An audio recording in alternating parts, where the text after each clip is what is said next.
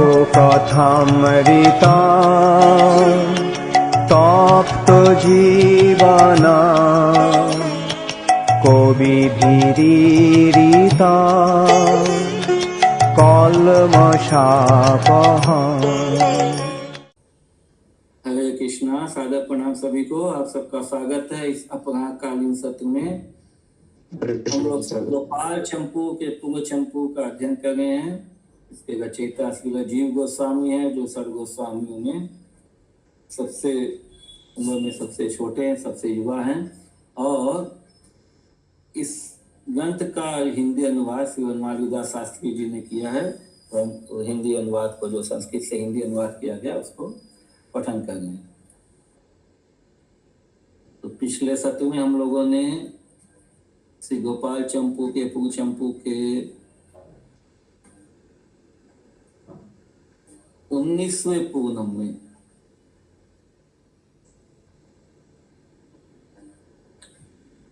19वें अध्याय में हम लोग थे। 19वें पूर्णम।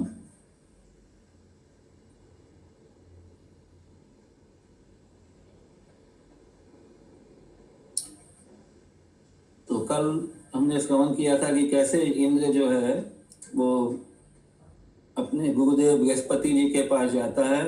तो श्री बृहस्पति इंद्र को बताते हैं कि उन्हें विधाता यानी ब्रह्मा जी के शरण में जाना चाहिए। ब्रह्मा जी इसका उपाय बताएंगे कि कैसे वो अपना पश्चाताप करेंगे इंद्र।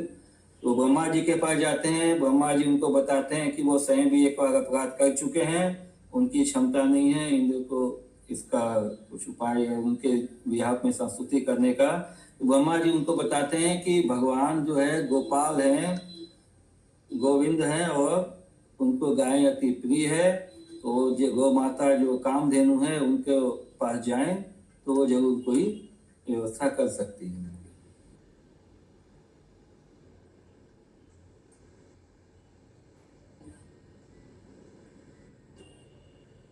और ये भी आया था श्लोक में कि धार्मिक जनों को प्रतिदिन गोगण का कंडूयन मतलब गाय को सहलाना, खुजलाना, गोग्रास, गो प्रदक्षिणा आदि करनी चाहिए, क्योंकि गोगण के प्रसन्न होते से, गाय के प्रसन्न होने पर गोपाल भी प्रसन्न हो जाते हैं। इसीलिए जब हम लोग भगवान को भोगा ऑफरिंग करते हैं तो उस मंत्र में क्या आता है? अच्युत कलेश्वर प्रभु जी बताइए। उसको भी भोग निवेदन करना पड़ता है। हाँ, उसको भी भोग निवेदन करना पड़ता है। हाँ, तो मंत्र में क्या बोलते हैं? मेरी याद है। इंद्रावती माता जी।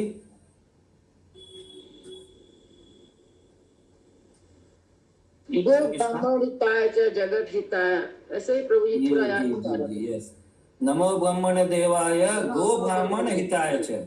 तो ब्रह्मण्य, यहाँ पे ब्राह्मण नहीं है, पहला वर्ड है ब्रह्मण्य। ब्रह्मण्य मतलब भगवान परमात्मा, ब्रह्मण। उसके बाद में गो, नमो ब्रह्मण देवाय गो ब्राह्मण हिताय च, जो गो और ब्राह्मणों के हितकारी है।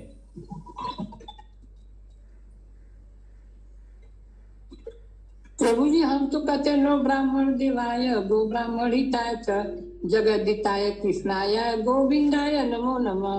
तो पहले वाला में ब्राह्मण नहीं है, ब्राह्मण है, ब्राह्मण। अच्छा प्रभु जी, ब्राह्मण और ब्राह्मण अलग अलग है। ब्राह्मण भगवान को इंडिकेट करता है और ब्राह्मण जो है ब्राह्मण को इंडिकेट करता है। ठीक है, तो आज हम लोग श्लोक संख्या 27 से पठन करेंगे। श्री गोपाल चंपू पूर्व चंपू अध्याय 19 श्लोक संख्या 27। तदंतर इंद्र असुरों से भयभीत होकर सुरभि लोक में जाकर तत्काल उस अपने निंदित चरित्र के प्रचार से खिन्न मन वाली भी अपनी मौसी उस कामधेनु को बार बार अनुनय विनय से प्रसन्न कर ब्रह्मा जी के पास ही लिवा लाया। तो ये असुरों से भयभीत होकर इंद्र असुरों से भयभीत क्यों हुआ? तो पिछले सत्र में आया था कि यदि वो पूरे रीति से मतलब अच्छे तरह से यदि क्षमा नहीं मांगेंगे तो क्या होगा? दैत्यों से देवताओं के लिए पुनः भय की संगति उपस्थित हो जाएगी। दैत्य जो है फिर हावी हो जाएंगे, क्योंकि उन्होंने भगवान पर नाराज कर दिया है। हालांकि भगवान तो कभी हर समय समभाव में रहते हैं, वो नाराज नहीं होते हैं। तो ये ब्रह्मा जी का विचार था कि चूंकि इंद्र ने भगवान को रुष्ट किया है उनके प्रियजनों को हानि पहुंचाने का प्रयास करके, इसलिए वो अब जब वो दैत्य जो है देवताओं पर आक्रमण करेंगे तो भगवान की सहायता से वो भगवान की सहायता की अपेक्षा नहीं करेंगे, मतलब उनसे कोई सहायता पाने की आशा न रखें। इसलिए इंद्र असुरों से भयभीत होकर सुरभि लोक में कौन रहता है? कामधेनु जो गाय रहती है, सुरभि गाय, तत्काल उस अपने निंदित चरित्र के प्रचार से खिन्न मन वाली भी। अब वहां पे भी चूंकि उनके जो इस निंदित क्रिया का जो ऑलरेडी प्रचार हो चुका था, तो इसलिए वो सुरभि माता भी उनसे नाराज थी, खिन्न थी। लेकिन अभी मौसी बना लिया ना, अपनी मौसी उस कामधेनु को बार बार अनुनय विनय से प्रसन्न कर, तो मौसी बनाने से वो थोड़ा सुविधा हो गई। गौ माता तो ऐसे भी बहुत सरल सुविधा है, तो बहुत अनुनय विनय से प्रसन्न कर उनको ब्रह्मा जी के पास ही ले आया। श्लोक संख्या 27 श्लोक का संस्कृत में पठन करेंगे इंद्रावती माता जी।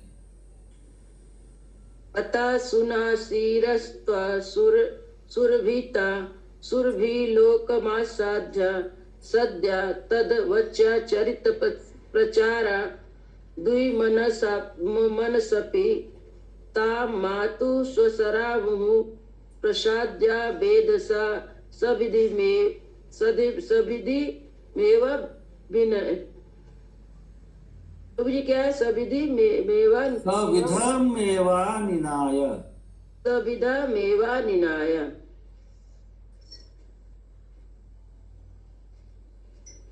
पश्चात ब्रह्मा जी ने यह कहा कि ऐ सुरभि, तू इंद्र के भय की सांत्वना के लिए असुरों का अंत करने वाले श्री कृष्ण के पास चली जा, और वहां जाकर तुम निश्चित रूप से इसी प्रकार दुष्यवन नाम को प्राप्त करने वाले एवं दूसरे का पाप कहने के भय से विज्ञजनों की सभा में जिसका नाम उपेक्षित है अर्थात नहीं लिया जाता है, ऐसे इस इंद्र का कृष्ण की ओर से जो पतन हो गया है उसको संभालो। तो विज्ञजनों की सभा में किसका नाम नहीं लिया जाता है? दूसरे का पाप कहने के। अभी क्या है कि अभी वहां पे जा करके तो चर्चा करना पड़ेगा ना इंद्र को लेके, तो इंद्र तो पापी है अभी के हिसाब से, इंद्र ने पाप किया है। तो यह कितना अच्छा बात बता रहे हैं कि दूसरे का पापी का जो चर्चा करना या पापी का नाम लेना जो है भद्र लोगों में अच्छा नहीं माना जाता है। विज्ञजनों की सभा में जिसका नाम उपेक्षित अर्थात नहीं लिया जाता है, ऐसे इस इंद्र का कृष्ण की ओर से जो पतन हो गया है, जो कृष्ण की दृष्टि से गिर गया है, उसको संभालो, अर्थात उसके लिए थोड़ा क्या बोलते हैं उसको, कैनवासिंग कर। इंद्र का नाम दुष्च्यवन क्यों है? इसका व्युत्पत्ति लभ्यार्थ यह है कि दुष्यवन नाम ऋषि यश्य, अर्थात अशह है च्यवन ऋषि जिसको। दुष्च्यवन मतलब इनको च्यवन ऋषि अशह है, क्यों? अथवा दूषिते पाप रूपे विषये च्यवते पतति दुष्च्यवन, दूषित पाप रूप विषय में जो घड़ाम से गिर पड़ता है, इसीलिए इंद्र का नाम दुष्च्यवन पड़ गया है। तो अभी बहुत बार जब इस तरह का कथा होता है इंद्र के बारे में, इंद्र का ऐसे पतन हुआ, वो अहंकारी हो गया, उसने ऐसे किया वैसे किया, तो हम लोगों के मन में ये इंद्र जैसा देवता मतलब क्या कुछ भी, मतलब हम लोग अपने आप को बहुत ऊंचा उनको बहुत हीन समझने लगते हैं। तो ऐसा नहीं है, ये इंद्र इत्यादि देवताओं का जो स्तर है वो बद्ध जीवों से ऐसे ऊपर है। हालांकि है वो भी 84 लाख जीवों में, लेकिन उनको भगवान के द्वारा उनको ये कुछ सेवा दिया गया है, वो सेवा में रहते हैं। और इसीलिए देवताओं में गुण भी है कि जैसे वो कुछ गलती करते हैं वो पुनः प्रायश्चित कर लेते हैं और भगवान के शरणागत हो जाते हैं। और ऐसा करने से, इसलिए इनका नाम दुष्यवन पड़ गया, और ऐसा करने से अपनी संपत्ति स्वरूप गोधन की समीप के कारण दूसरे वैकुंठ आदि लोग कुंठित कर दिए हैं, जिसमें ऐसे लोग की महेंद्र का पद और अर्थात भूलोक में भी श्री कृष्ण गोलोक महेंद्र कहलावे ऐसा कार्य करो। तो ये कौन कह रहे हैं? ब्रह्मा कह रहे हैं किसको? सुरभि गाय को, कि ऐसा कार्य करो जिससे गोलोक महेंद्र, मतलब गोलोक के जो इंद्र है, कौन है? कृष्ण।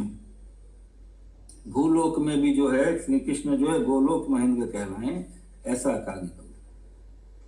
वह गोलोक केंद्र पद भी श्री कृष्ण का अभिषेक एवं सेवा की अधिकता से ही संभव हो सकेगा। तो कैसे होगा?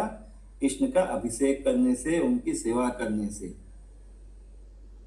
श्लोक संख्या 28। तदश्च विधादेदमा विधेदधे अयि सुरभि सुरपतिः सान्त्वनार्थम् असुरान्त कस्यान्दिकं गच्छ गत्वा च त्वमस् नूनमेवमेव लब्ध दुश्चयन्नाम्नः परिकिल्विष्कीर्तन भिया स्किल कभी परिश दुष्पेचड़ीय तन्नाम धेयस्य कृष्ण तस्य चवनं विचयावय तच्च स्वंपद दुपकंठ कंठी कृता पर वैकुंठ लोक गोलोक महेंद्राता मर्त लोकप्यस्या व्यक्ति भवतादिति तद अभिषेक सेवा अतिरेकता संहिता इति। तो इस तरह से ब्रह्मा जी के द्वारा निर्देशन करने पर, गाइड करने पर सुरभि गाय जो है आगे क्या करेगी? श्लोक संख्या 29। तदंतर एकादशी के दिन कामधेनु इंद्र के साथ श्री वृंदावन की भूमि के ऊपर भुवर्लोक के विभाग में आकर श्री कृष्ण अभिषेक के अवसर की प्रतीक्षा करने लग गई और वहां पर इंद्र के प्रति दूर से ही बोली,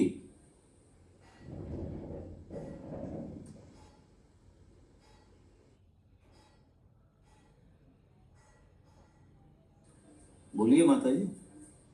अथ हरिवासर दिवसे सुरभि सुरराज मनु वृंदावन भूपरि भुवलोक भागम अगम्य तदवसरम प्रतीक्षा मासा तदता दुरता सुरपति सुरभि भी हितवती।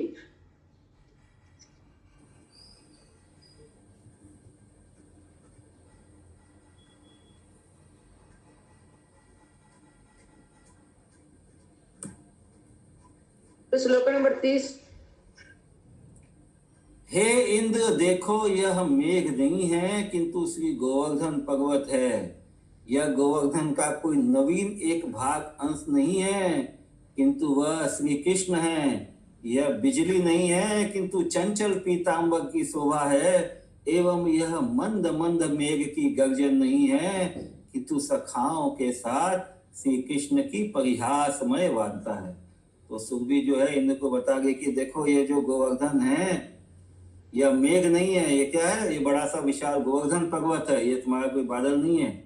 और इसका एक नवीन भाग, क्योंकि भगवान का जो वर्ण है वो गोवर्धन का वर्ण से मिलता जुलता है, श्याम वर्ण है, तो इसलिए वो गोवर्धन का कोई पार्ट नहीं है बल्कि वह स्वयं श्री कृष्ण है।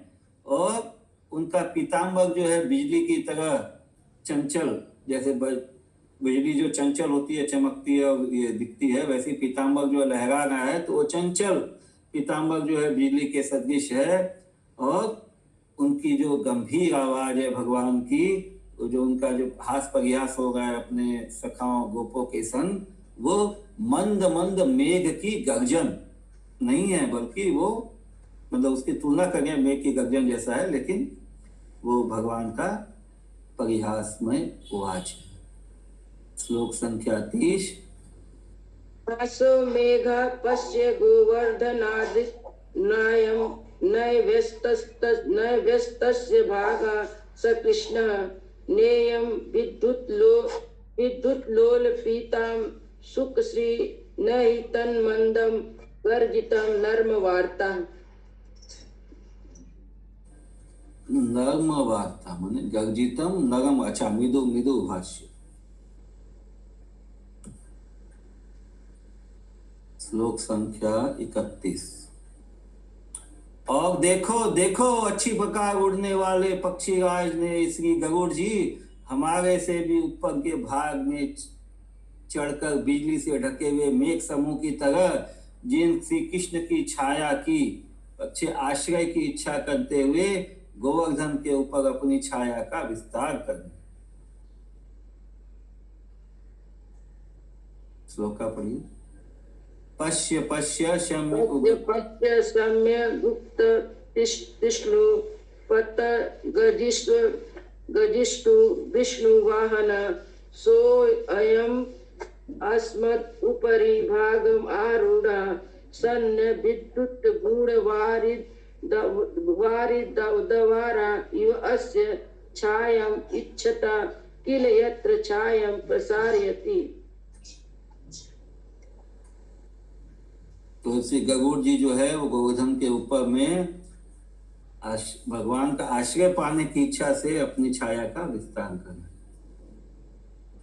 किंतु वे कृपालु श्री कृष्ण तो श्वेत बिछौने से ढकी हुई श्री गोवर्धन पर्वत की रत्न शिला पर बैठकर बाई जंघा पर स्थित कमल से भी मनोहर दाहिने चरण के ऊपर बायां हाथ रखते हुए, बाई जंघा के ऊपर स्थित कमल से भी मनोहर दाहिने चरण के ऊपर, तो उनके बाई जंघा के ऊपर उनका जो दाहिना चरण जो है ऊपर रखा हुआ है और उसके ऊपर बायां हाथ रखते हुए एवं दूसरे अपने दाहिने हाथ को अपूर्व रूप युक्त मुरली के दंड पर धारण करते हुए मंद मुस्कान से युक्त कटाक्ष के द्वारा यहाँ पर खड़े हुए हम सब के ऊपर कृपा की वर्षा कर रहे हैं, ऐसा मैं मानती हूँ। तो ऐसा जो है सुरभि का भाव है वो अपने जो भगवान का जो वर्णन कर रही है उनके क्रियाकलापों का।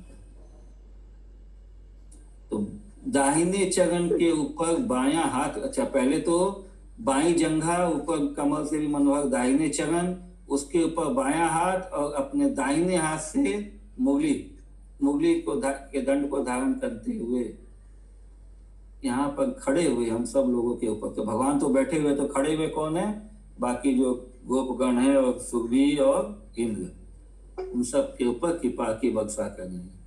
लोक संख्या श्री गोवर्धन रत्न द्विषसी प्रक्षिप्त शुभ्रास्तरे वामो स्थित कंचन चारु चरणे शव्यम कर दक्षिणम। माता जी हम पढ़ते हैं, आगे बोल।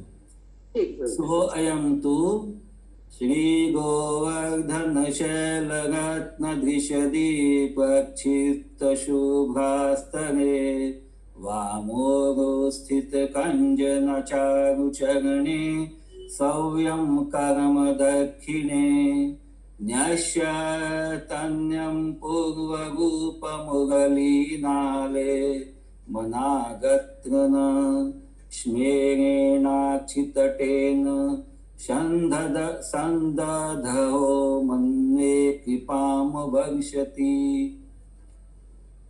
तो इस तरह से मुरली को धारण किए हुए भगवान गोवर्धन शिला पे आसीन कृपा की वर्षा कर रहे हैं। श्लोक संख्या 33।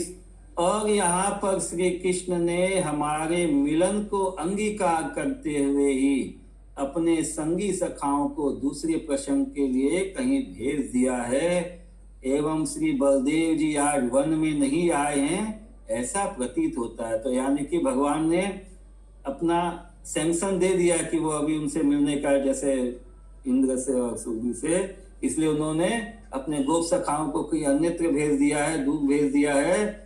और आज बलदेव जी दाऊ जी भी जो है वन में नहीं आए ऐसा प्रतीत होता है।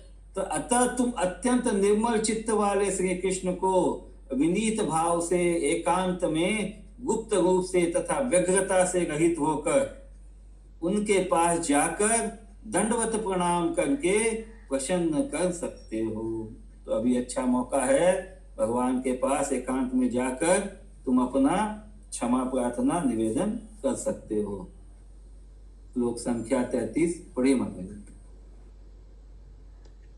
अत्र चायस्मिन् मिलनम् अङ्गीकुर्वन्नेव सङ्गिना प्रसङ्गान्तराय प्रस्थापितवान् बलदेवश्च नाद्य वनमागतवानिति चास्य थीयते तस्मात् अति स्वच्छतर थोड़ा सा स्पीड कम कीजिए, अब सब एक साथ मिलते जा रहे हैं ना, गैप समझ में नहीं आ रहा। तस्मात् अति स्वच्छतर चेतसममु भवां तव भिन्न वृत्तया निवृत्तं व्यग्रतया अभ्रयग्रं गत्वा दण्डवन् नत्वा प्रसादयितुम् अर्हति। दंडवनत्वा प्रसादयितुम् अर्हति, तो दंडवत करके प्रणाम करके प्रसन्न कर सकते हो। क्योंकि जो व्यक्ति स्वयं अपराध करता है एवं उस अपराध को मिटाने के लिए किसी समर्थ व्यक्ति को सहायक बनाता है, उसका वह कार्य दूसरे की शक्ति का प्रदर्शन मात्र है, किंतु दीनता का दिखाना नहीं है। तो जो व्यक्ति क्या हुआ प्रभु जी, स्वार्थ क्या हुआ? हाँ, स्वार्थ क्या हुआ समझ में नहीं आता। क्योंकि जो व्यक्ति अपराध करता है उस अपराध को मिटाने के लिए किसी समर्थ व्यक्ति को सहायक, अभी अपराध किया इंद्र ने, फिर उसको मिटाने के लिए उसने सुरभि का, क्योंकि वो भगवान की प्रिय है, उनका हेल्प लिया, उनको सहायक बनाया। तो उसको सहायता उनको बनाने का मतलब क्या है कि वो अपने कार्य की, वो दूसरे की शक्ति का मतलब खाली उनका जो प्रदर्शन कर रहा है कि मेरा उनके साथ में संबंध है, मौसी बना दिया, इसलिए वो उसको खाली शो कर रहा है। किंतु ये मतलब उनको ले जाने से तो उनका जो भाव है, दैन्य भाव जो इंद्र का जो है, दीनता का भाव प्रकट नहीं होगा, इसलिए उनको बोला गया स्वयं जाके दंडवत करके अपना जो दैन्य भाव है वो प्रकट कीजिए, पिछला श्लोक में जैसे बोला। ठीक है, श्लोक संख्या 34। यथा स्वयं अपराधयति कुरुते प्रभुं भी तन्मार्जने सहायं यः तस्येदं परसक्ते दर्शनम् अथ नैव धन्यश्च।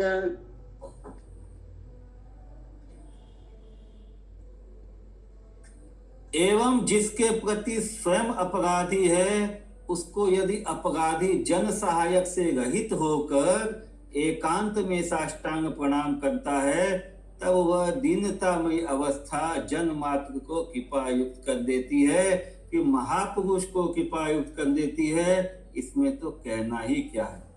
तो जो उसने अपराध किया है वो जन सहायक से, मतलब किसी का बिना सहायता के, मतलब और अपना जन बल लेकर के जाएगा, एक तो अपराध किया ऊपर से गैंग बना के जाएगा, तो ठीक नहीं है ना। तो जन सहायक से रहित होकर एकांत में साष्टांग प्रणाम करता है, और तब वह, तो जब वो सरेंडर हो जाता है तब वो जो दीनता में अवस्था जो है वो किसी को भी जो है, जो भी साधु व्यक्ति है उनको भी कृपायुक्त कर देती है, मर्सीफुल बना देती है। तो फिर महापुरुष जो भगवान जो सबके सुहृद हैं, सुहृदम सर्वभूता नाम है, वो उनको कैसे वो कृपा युक्त नहीं करेगी, मतलब वो भगवान को भी अपना दया दिखाने के लिए प्रेरित कर सकती है। इसमें तो कहना ही क्या। श्लोक संख्या 35।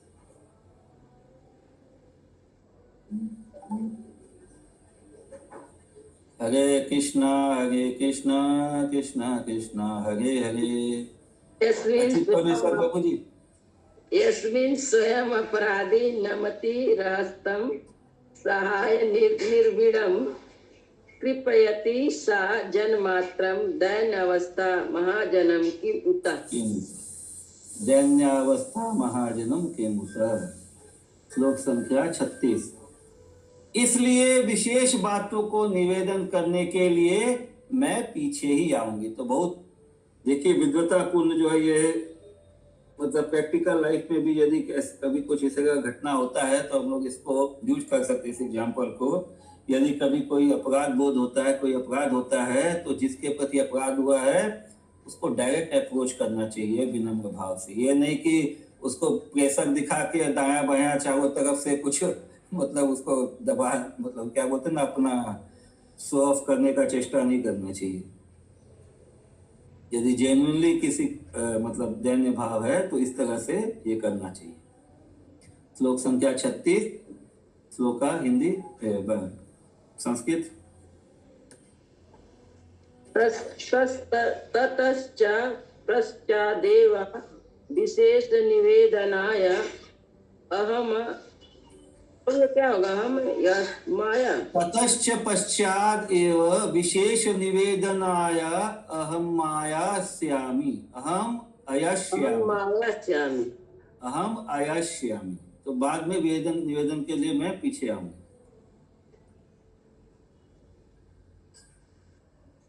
तदंतर इंद्र सुरभि की आज्ञा को स्वीकार कर गुप्त रूप से मुरलीधर के पास आकर साक्षात चरण कमलों पर दंड के समान गिर पड़ा।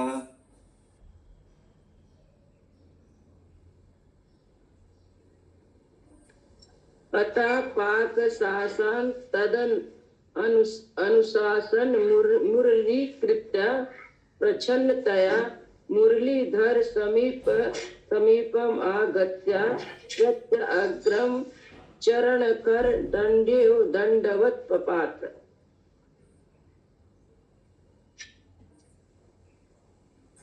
और इंद्र ने जैसे ही प्रणाम किया तैसे ही श्री कृष्ण के चरण नख इंद्र के मुकुट पर श्रेष्ठ मणियों के समान शोभा पाने लगे। और जैसे ही वह इंद्र रोने लगा तैसे ही अर्थात तत्काल ही उसके नित्य रूप कुमुदों के जल, क्या लिखा हुआ किताब में पढ़ी माता, ये जल क्या है, जल रूप मधु के गिराने के लिए वे ही चरण नख चंद्र भाव को प्राप्त हो गए, अर्थात चंद्रमा बन गए। तात्पर्य, चंद्रमा के उदय होते ही कुमुद पुष्पों में से जैसे मधु चुचाने लगता है, तैसे ही श्री कृष्ण के नख चंद्र को देखते ही इंद्र के नेत्र चुचाने लगे, अतः वो उनके नेत्रों से आंसू बहने लगे। इंद्रो ननाम च यथाम घृन्नखा मुरारे, यथाम अघ्री नखा, अंघी, इंद्रो ननाम च यथाम अघ्री नखा मुरारे, अग्नि नखा मुरारे अग्रयाम मुष्य मुकुटे मणिताम वपु। एक मिनट मैं बोलता हूँ माता जी। इंद्रो ननाम च यथा अंघी नखा मुरारे रग्नया ममुष्य मुकुटे मणिताम वापु चकंद चाथ यथाम्बक कैरवाम्बु विदो विदुताम गच्छन्। बोलिए माता जी। ठीक है। श्लोक संख्या 39।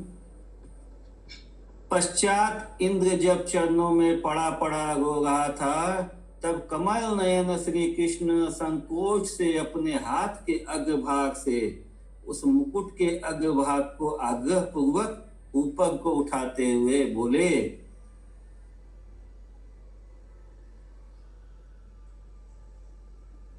पढ़िए।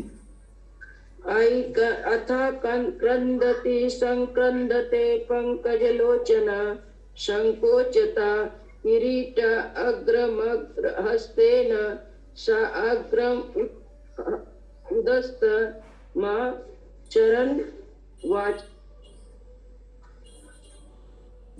तो आज्ञापूर्वक ऊपर को उठाते हुए बोले, मां चरण हुआ। तो इस तरह जब कृष्ण भगवान के चरण कमलों के ऊपर अपने आंसुओं से सींच रहा था, तो भगवान ने अपने हाथों से उनको ऊपर की तरफ उठाया और बोले, भगवान ऐसा युक्त व्यवहार न करो, क्योंकि ऋषि प्रणीत सभी वाणियों के तुम अकेले ही तो एकमात्र आश्रय हो। इंद्र तो इन वचनों को सुनकर मस्तक पर अंजलि बांधकर लज्जा पूर्वक स्वयं अपने वज्र के द्वारा ताड़ित सा होकर चुप हो गया। तो भगवान ने कैसे कहा, भगवान उसको बोलो, इंद्र को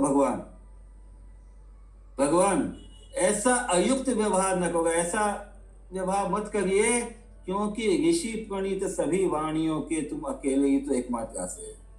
मतलब ऋषियों के द्वारा जो है, ऋषियों की वाणियों के द्वारा जिसको पूजा जाता है वो तो एकमात्र तुम अकेले तुम ही हो। तो भगवान कटाक्ष कर रहे हैं, सार्केस्टिक वे में बोल रहे हैं।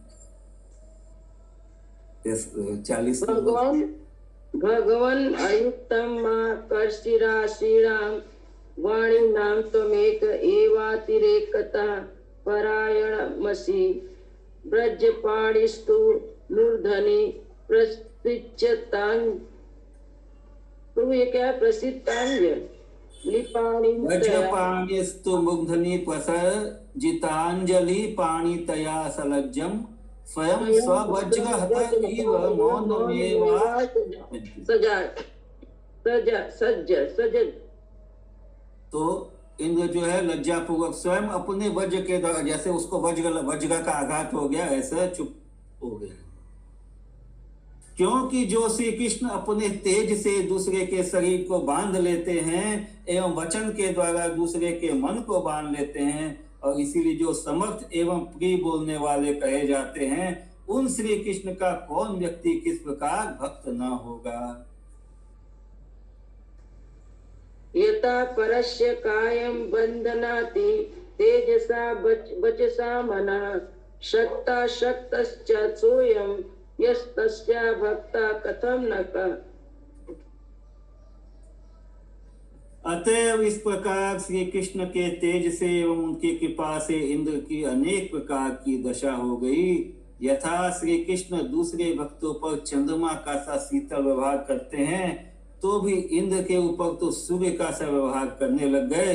और देखो इंद्र भी दूसरे पर सूर्य का सा व्यवहार करता था, किंतु श्री कृष्ण के ऊपर तो वह खग्योत पट बीजना का सा व्यवहार करने लगा। ये कोई जानवर का नाम है, ये गधे को बोलते हैं क्या?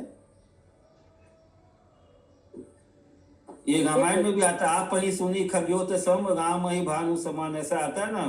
वो जब सुंदरकांड में ये खग्योत का मतलब क्या है?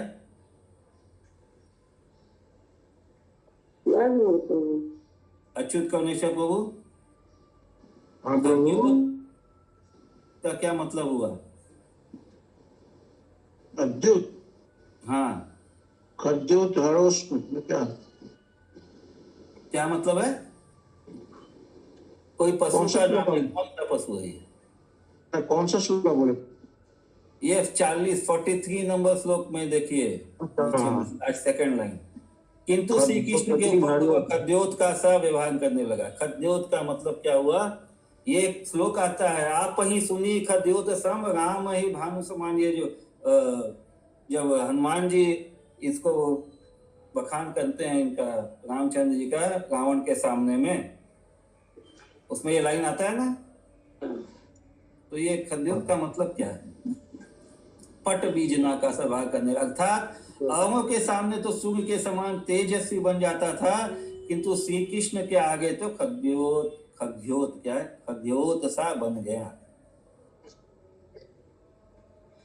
तो याद नहीं आ रहा, श्लोक में है लेकिन श्लोक तो हमको भी याद आ गया, मतलब नहीं याद आ गया। इसका मतलब क्या है?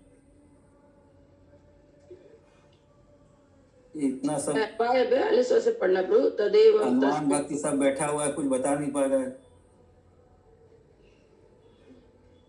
श्लोक को याद है प्रभु, अर्थवा नहीं पता चल रहा है। ठीक है, तो श्लोका पढ़िए। 42 में अन्यत्र तदेव ना, तदेव तस्य नहीं, वो 42 43 दोनों हो गए। पढ़िए। हरे कृष्ण प्रभु जी। हरे कृष्णा, बोलिए माता जी। खदोत माने जो भूख भूख नहीं उड़ती है सब अपने को चिंगारी बोलता प्रभु जी। क्या? वो बोलते जुगनू बोलते हैं जिसको, जुगनू। अच्छा, जुगनू। हाँ ठीक है, ओके। हरे कृष्ण प्रभु जी, सादर प्रणाम। सादर प्रणाम माता जी, धन्यवाद। नंदिनी माता जी ने भी मैसेज भेजा जुगनू। तो जैसे जुगनू क्या है, एक बार अपना लाइट दिखा के बुझ जाता है, तो आप ही सुनी खद्योत वो जो रावण को भी बताया उन्होंने कि आप तो जुगनू की तरह एक बार लाइट दिखा के बुझ जाते हैं। और भगवान राम क्या, भानु मतलब वो सूर्य के समान है, उनका प्रकाश जो है स्थिर है, स्थायी है। तो वैसे ही इंद्र का जो है उसको बताया खद्योत और कृष्ण जी के आगे वो क्या इंद्र जो है जुगनू की तरह है। तदेवं तस्य तेजसा कृपया च सुपर्वाधिपस्य विविधा गतिर्जाता यथा अन्यत्र चन्द्रति हरिशक्रे तहि स्मा सूर्यति शक्रोऽपि सूर्यत्यन्त अस्मिन् खगोतति हरो स्म सा।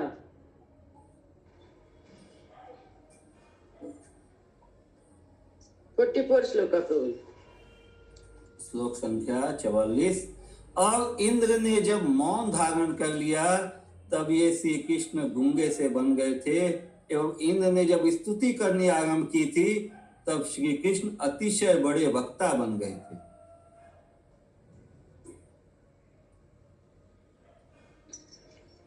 यदा मौनं ससज्जासो तदा मूकैवाभवत् यदा तु सोततु मारब्धा तद गा। तो ये क्या होगा? गाद सोतु मारब्धस्तद अगाधवा दुकता वक्ता बन गए। वक्ता मतलब वधुकता।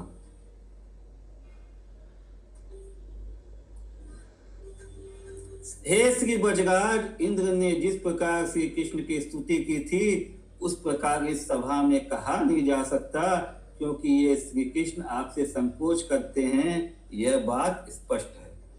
तो अभी हम लोग कहाँ पे हैं? स्निग्ध कंठ और मधुकंठ जो है वो भगवान का, स्निग्ध कंठ जो है भगवान का लीला सुना गए हैं। हम लोग महाराज नंद महाराज की सभा में हैं जहाँ पे कृष्ण भी विद्यमान है। अभी वहाँ सब जो ब्रजवासी जो हैं वो लोग विद्यमान थे, तो उन सबके सामने यदि वो इंद्र की जो स्तुति है, भगवान की जो स्तुति की इन्होंने वो करेंगे तो वो थोड़ा असहज हो जाएंगे भगवान। इसलिए जो है वो स्निग्धकंठ और मधुकंठ ये बोले कि इस प्रकार इस सभा में ये स्तुति नहीं कहा जा सकता है, क्योंकि श्री कृष्ण आपसे संकोच करते हैं, यह बात स्पष्ट है। श्लोक संख्या यथा मुम स्तुवन निद्रस्तथा वक्तुं न शक्यते श्री ब्रजेन्द्र यथा सोयं त्वक्त्वा संकुचित स्फुटम्।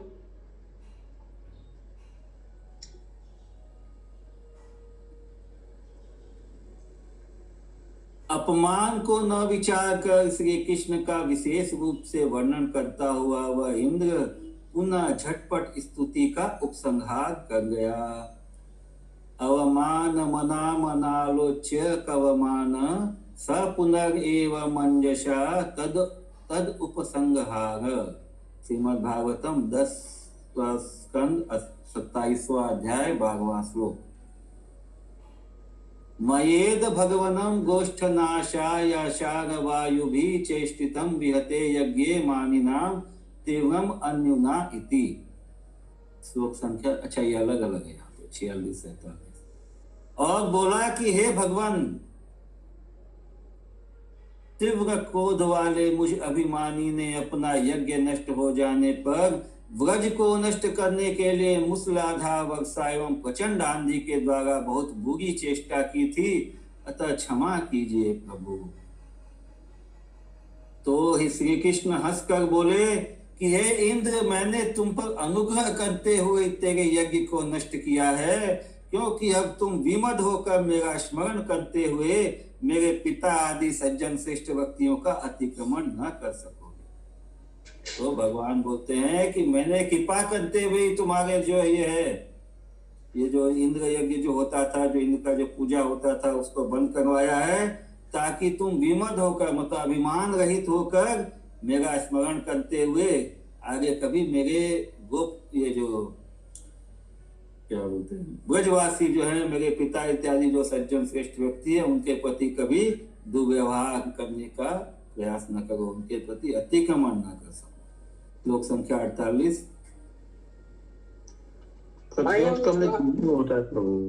हाँ जुगनू हाँ बता दिया ना जुगनू। अयं च प्रहस्य प्रोवाच मया ते कारी मघवन् मघभंगो गृहता यन्मत पित्रादि चेष्टान अतिक्रमे मम स्मरण स्थाना अतिक्रमे मम स्मरण। तो मेरा अतिक्रमण मत करो मेरे पिता का। और हे इंद्र, देवता भी यदि विषयों की परिपूर्णता के गर्व से शोभा पा सकता है, तब तो ब्राह्मण भी मांस भोजन जन अहंकार से शोभा पा सकता है। अर्थात मांस खाने से ब्राह्मण की जैसे शोभा नहीं, तैसे ही विषयों की भरमार से देवता की भी शोभा नहीं। तो यदि कोई मांस भक्षी होता है तो वो ब्राह्मण के नाम पे कलंक है। वैसे ही यदि जो देवता जो ये विषयी है, मतलब जो अहंकारी है, तो वो भी उस देवता की शोभा नहीं है, वो देवताओं के नाम पे कलंक है।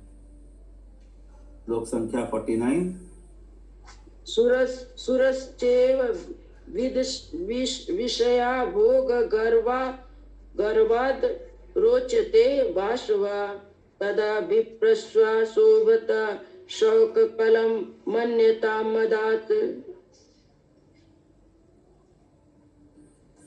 तथा हे इंद्र, तुम्हारे बैरियों के पक्षपातियों को मैं जड़ से उखाड़ दूंगा, अतः तुम मुझसे भय क्यों मानते हो? केवल नीति को प्रवृत्त करो, चलाओ। तो भगवान बोलते हैं कि तुम डरो मत, तुम्हारे बैरियों के पक्षपाती, जो तुम्हारे दुश्मनों के दोस्त हैं, जो तुम्हारे दुश्मनों के सहायक है, मतलब जो असुर हैं और असुरों के सहायक हैं, मैं उनको जड़ से उखाड़ दूंगा। क्यों कि परित्राणाय साधूनां विनाशाय च दुष्कृताम्।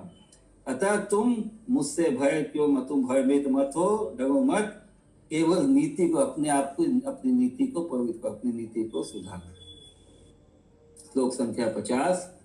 अहम उन्मूलयिष्यामि शक्रा त्वद्वैरी परिपक्षगान कथम मन्यसे भीति नीतिमेव प्रवर्तया। तो इस तरह इंद्र को जो है अभय कर रहे हैं भगवान, उनके भय को दूर कर रहे हैं।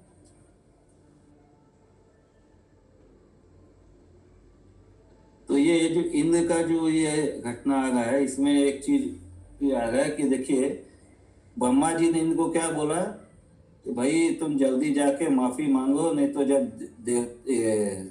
दैत्य जो है, दानव जो है, जब आक्रमण करेंगे तब तुमको तकलीफ होगा। तो यहाँ पे भी भगवान ने भी कहा कि भाई तुम डरो मत, जब दैत्य लोग या दैत्य जो आएंगे तो हम तुमको, मतलब हम उन लोगों का नाश करेंगे, उनका वध करेंगे। तो इसीलिए जो है देवताओं का जो है ना ये भक्ति है, जो ये जो शुद्ध भक्ति नहीं है, उनका अपने पोजीशन के प्रति कितना ये है लगाव है।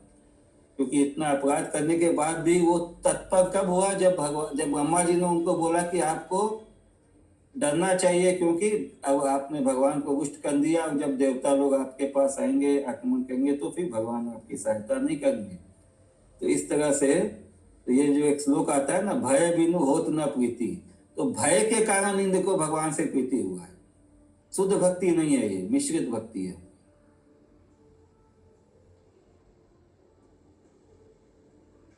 तदंतर सुर भी दूर से ही इंद्र को निर्भय देखकर हुंकार के द्वारा अपनी संतान के विस्तार को, अर्थात गो समूह को बुलाकर समय अनुसार कार्य को जानकर दर्शन की तृष्णा से युक्त नेत्रों वाली होकर श्री कृष्ण के सम्मुख चली आई।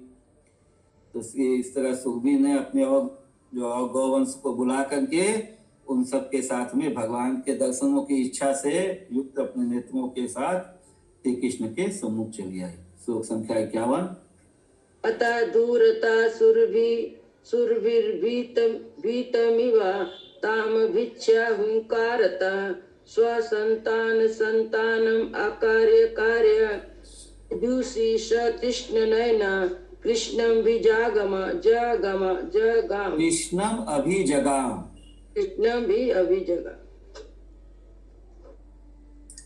श्री कृष्ण भी अपनी जाति की रीति भांति के अनुसार नमती हुई सी उस कामधेनु को सहसा शांति एवं संभ्रम पूर्वक हाथ जोड़कर बोले कि माता जी कैसे पधारी। तो अपनी जाति हो, कौन सी जाति के हैं? चराते थे प्रभु जी कृष्ण को। हाँ, गाय चराते थे ना, तो हाँ, तो कौन सी जाति है, नाम आया था वो जाति का? यादव यादव जात के थे ना, यदु थे। नहीं, वैश्य वैश्य यदुवंशी थे ना। वर्ण है। नहीं, यदुवंशी और यादव में फर्क है। अहीर जाति। अभी नहीं, अभी अभी अहीर, अच्छा। ये वर्ड आया था इसमें, पीछे 2-3 बार आया ये वर्ड अभी। तो ये तो वैश्य में ही आ जाते हैं। हाँ, तो यहाँ जो है वो बोलेंगे ना।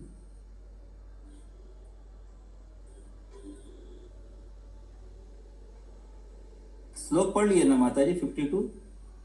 सब हो गया प्रभु जी, 51 का हो गया ना, 52 का पढ़ना है। 52 और बताया ना, श्री कृष्ण अपनी जाति की रीति भांति के अनुसार, मतलब अभीम जो उनका अभीम जाति है उसके रीति के अनुसार नमती हुई सी उस कामधेनु को, जो नम्रता के साथ जो कामधेनु जो भगवान के समक्ष अभी उपस्थित हुई है, सहसा शांति एवं संभ्रम पूर्वक हाथ जोड़कर बोले कि माता जी कैसे पधारी। तो कृष्ण तो सब कुछ जानते हैं, और वो तो सबके हृदय में है, परमात्मा के हृदय। उनको पता है कि सुरभि गाय जो है इंद्र के साथ में यहाँ पे आई थी, लेकिन वो ऐसे मतलब शांति संभ्रम पूर्वक, ऐसे कि वो भ्रम पूर्वक, मतलब ऐसे कि उनको अभी अभी देख रहे हैं, इस तरह से उनको प्रणाम कर रहे हैं। कृष्णश्च स्वजाति रीति कावस्थिति एवं कृष्णश्च स्वजाति रीति का अवस्थित वन्मन्ति तामिमां सहसा सहमां संभ्रम अंजलि संजित करा संजुगात माता कथम समायाता। माता कथम समायाता। ये कैसे आना हुआ? तदंतर आशीर्वाद देने की इच्छा वाली भी वह कामधेनु आवेग के कारण अर्थात हड़बड़ाहट से उन आशीर्वादों को न प्रकट कर सकी और बोली, हे भगवान, यह मेरे वंश वाले धन्य हैं जो आपकी सेवा करने के लिए गो भाव को प्राप्त कर भूतल पर आ गए, किंतु मैं तो ऐसी पुण्य आत्मा नहीं हूँ, क्योंकि मैं तुम्हारी दृष्टि गोचर भी ना हो पाई। मतलब वो बोलते कि भाई मेरे जो ये गोवन जो आपके साथ दिन रात रहता है वो बहुत पुण्यवान है, वो बहुत भाग्यशाली है, किंतु मेरा ऐसा सौभाग्य नहीं, क्योंकि गो सुरभि माता कहाँ है? कामधेनु सुरभि लोक में है, वो अभी भूलोक में वृंदावन में नहीं है,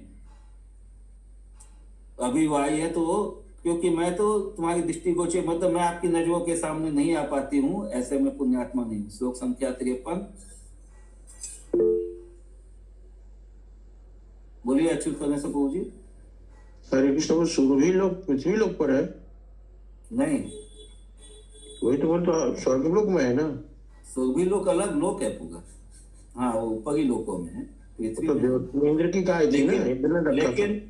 लेकिन वो हमारे जब वो क्या बोलते हैं उसको, नवदीप महात्म्य जब होता है तो उसमें बताते हैं कि सुरभि गाय का निवास यहाँ पे भी नित्य निवास है नवदीप मंडल में। अच्छा, तो जैसे गोलोक, ये जो भौम वृंदावन जो है और ये नवदीप जो है, ये सब जो है भूलोक में है, लेकिन ये भूलोक के जगह नहीं है, ये अलौकिक है, ये सब अलौकिक है। सुरभि का यहाँ तो आना हुआ नहीं था, गायों के साथ जो कृष्ण भगवान विचरण करते थे उसको यहाँ दिखाया गया है। हाँ, नहीं, वो सब भी आ गई वहां पे। सुरभि गाय तो आई इंद्र के साथ में स्वर्गलोक से, ऊपर से, मतलब अपने सुरभि लोक से ब्रह्मलोक में गई, ब्रह्मलोक से फिर इनके पास में आई, नीचे आई इंद्र के साथ में। फिर भगवान का अभिषेक करती है प्रभु जी सुरभि गैया। आगे आएगा वो। पढ़े इसको। हाँ, श्लोक पढ़ लीजिए फटाफट, कंप्लीट हो पाएगा क्या?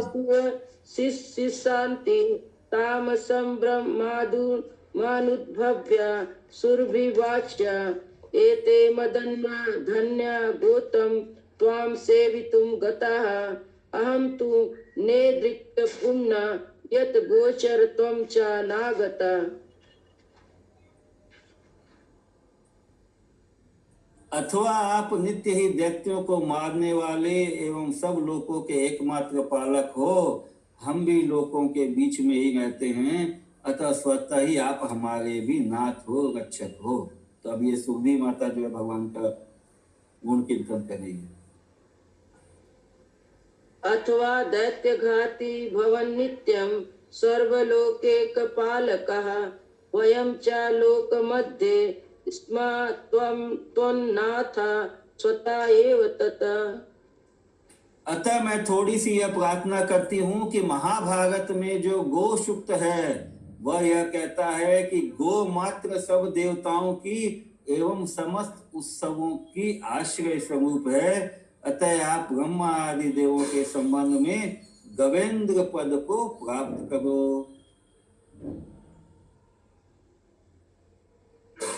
ततस्तद्दिदं किंचित प्राचये गो सूक्तं भासते गावा पदं सर्व सुपर्णं तत् ब्रह्मादो सुपर्वत्वं बिंद गवेंद्रताम।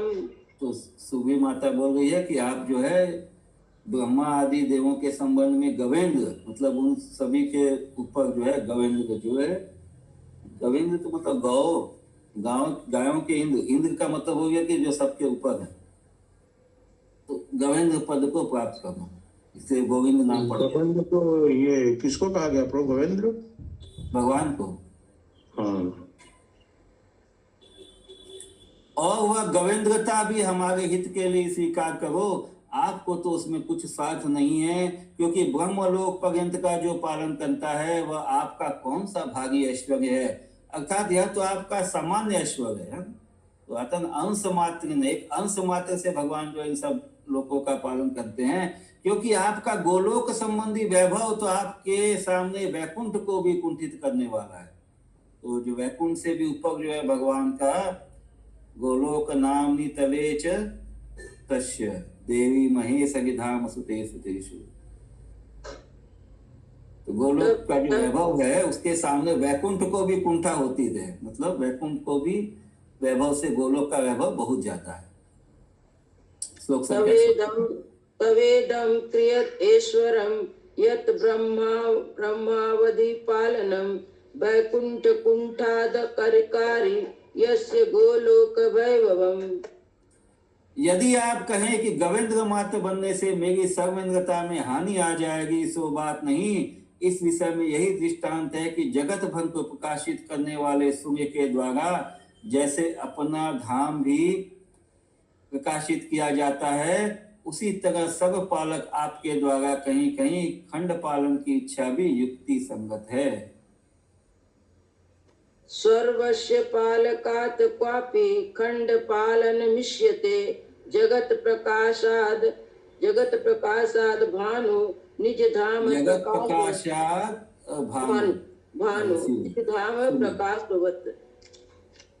धाम प्रकाशवत।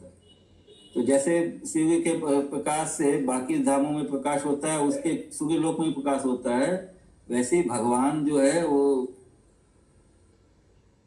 तो ऑलरेडी वो तो मतलब सबके ऊपर है। इस तरह परम कृष्ण है। तो यदि वो गवेंद्र मतलब गायों के भी अधिपति बन जाएंगे, तो गवेंद्र मतलब यही होगा ना, गायों के अधिपति क्या गोविंद। तो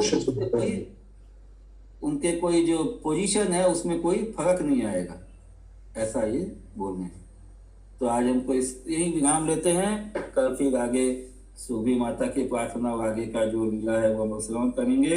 श्री गोपाल चंपू की जय, जय गोस्वामी की जय, जय गोपाल की जय, जय जय जय जय।